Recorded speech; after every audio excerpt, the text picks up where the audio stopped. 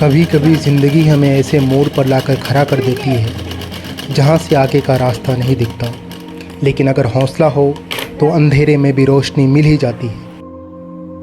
ये कहानी है 20 साल की तरन्नुम निशा की, जो बिहार के किशनगंज ज़िले के मालबस्ती पोठिया गांव से आती हैं। एक ऐसा गांव जहां सपने तो बहुत हैं, लेकिन उन्हें पूरा करने का साधन बहुत कम। तरन्नुम की ज़िंदगी भी कुछ ऐसी ही थी। घर की जिम्मेदारियां, सीमित साधन और सपनों का बोझ, सब कुछ कंधों पर था। लेकिन फिर आया मोड़, जब आज़ाद इंडिया फाउंडेशन ने उन्हें एक राह दिखाई।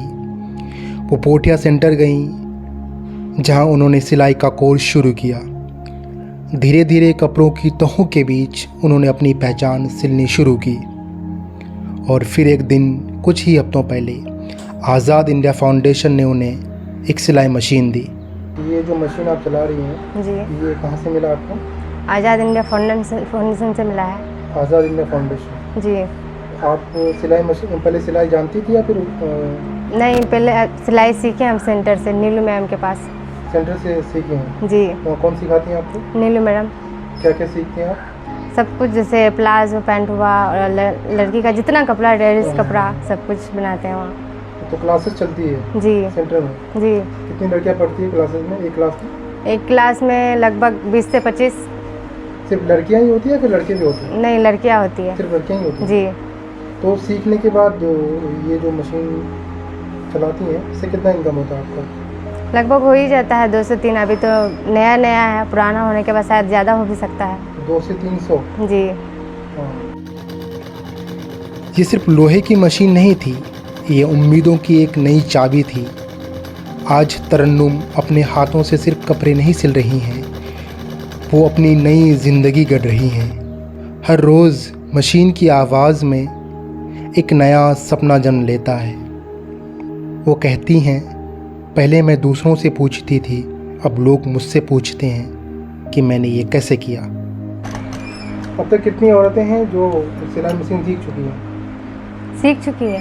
कितनी औरतें हैं मतलब इस गांव में? और भी औरतें हैं जी? सिलाई मशीन आती है? 4-5 है। 4-5 है जी। सब सिलाई मशीन का काम करती हैं जी।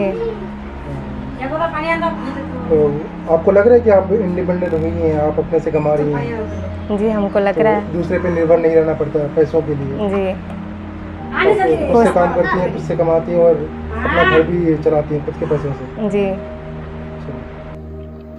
तरन्नुम अब सिर्फ एक महिला नहीं, एक प्रेरणा है। अपने गांव की, अपनी बहनों की, उन तमाम लड़कियों की जो सिर्फ एक मौका चाहती हैं। जब कोई एनजीओ, कोई संस्था जैसे आज़ाद इंडिया फाउंडेशन किसी तरन्नुम का हाथ थामती है, तो सिर्फ एक लड़की नहीं बदलती, एक पूरी पीढ़ी बदल जाती है। तरन्नुम जैसी कहानियाँ हमें बताती हैं कि असली बदलाव कहीं बाहर नहीं, वो तो अंदर से आता है। बस किसी का ज़रा सा भरोसा चाहिए होता है।